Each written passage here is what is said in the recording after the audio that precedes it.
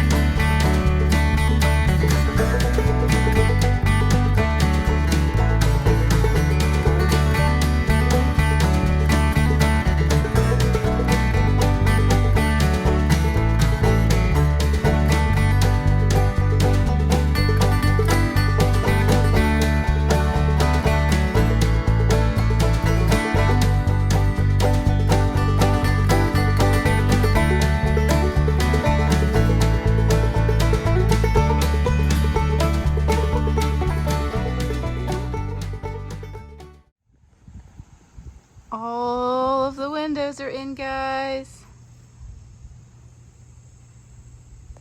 It looks so good. Oh, I'm excited. So now that we got all the windows in, we're gonna figure out the door and this back wall, hopefully. And then kind of go from there as to what we want to do for this opening here and the one on the opposite side. If we're going to build them in or put windows up there, or if we're just going to hang plastic over, I'm not 100% sure yet.